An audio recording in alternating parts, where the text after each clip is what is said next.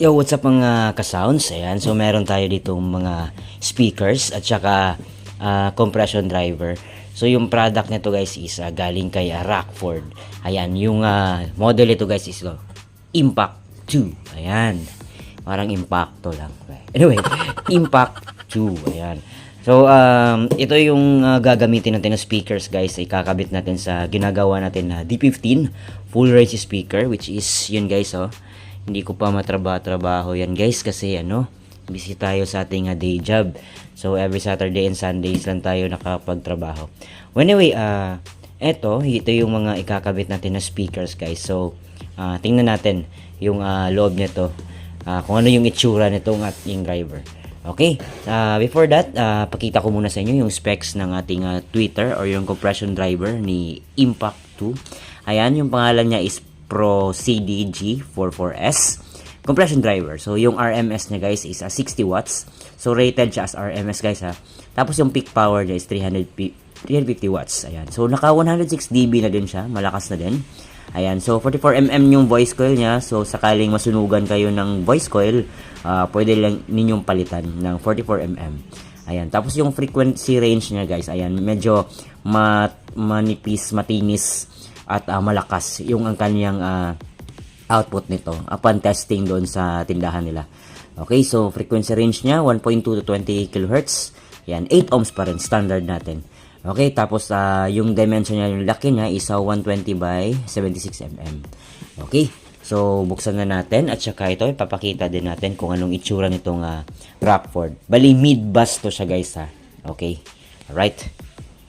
So, disclaimer lang guys, ang mga produkto na to is hindi to sponsor ni Rockford. Bola lang yan. Bali, personal use ko to guys at sariling pera natin na binili dito. Gusto ko lang i-share para malaman ng iba kung ano bang quality nitong Rockford. Okay, so ito yung ating compression driver guys. So, standard pa rin, may takip siya. Ayan, pero rubber siya, hindi siya plastic. Tapos ito yung parang screen niya guys para hindi mapasukan ng alikabok. So medyo malaki yung butas niya compare sa yung ginagamit kong ibang compression driver na manipis yung screen. So ito medyo may kalakihan lang, which is okay lang din naman. Wala naman ako problema dyan. Okay, tapos ito yung itsura niya guys. Ayan, Impact 2. Ayan, Pro CDG44S. Ayan, so yung hindi siya print guys, para naka-imbus. Ayan, parang naka-imbus yung kanyang pagkasulat. Tapos may serial number pa siya guys. Ayan. So meron siyang serial number na 03-608401. Ayan. So parang kamukha siya ni Kevlar guys, no? Yung mga T-series na T3, T5, T7, parang kamukha lang. Pero I don't know kung same ba talaga. Ayan. Okay. Tapos malaki na din yung magnet niya. Push terminal na din. Ayan, pero ano siya guys, threaded type. So meron ako ditong horn.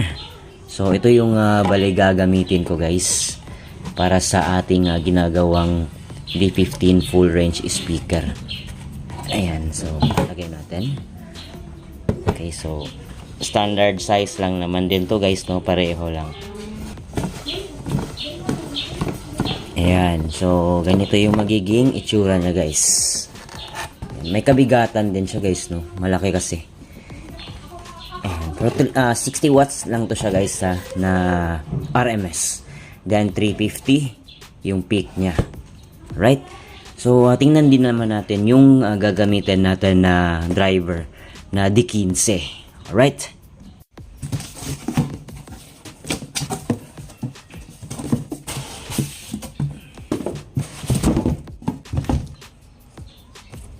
Okay guys, so ito yung speaker nila na D15 na mid-bass. Ayan. So, ang ginamit nila nito na terminal guys is hindi siya yung push terminal. Parang yung, pwede siya isolda.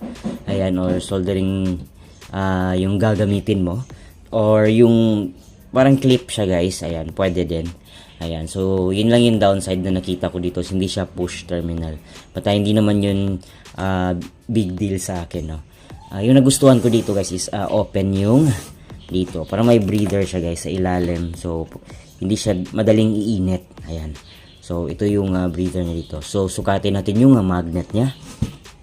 Okay, yung magnet niya guys is nasa mga 7 1/2 inches. Ayan, or ayan, parang malapit na sa 8 inches. Okay, tapos yung kapal niya guys is yung magnet lang talaga guys ha. Hindi siya abot ng 1 inch guys. Ito lang. Ito lang. Hindi ko sinama tong plate niya guys. Bali, ito lang. Hindi siya abot ng 1 inch. Pero grabe guys, napaka napaka lakas na magnet niya. Though ferrite lang to, pero malakas siyang magnet niya. Okay? Tapos okay, tingnan natin yung harapan guys, yung cone niya.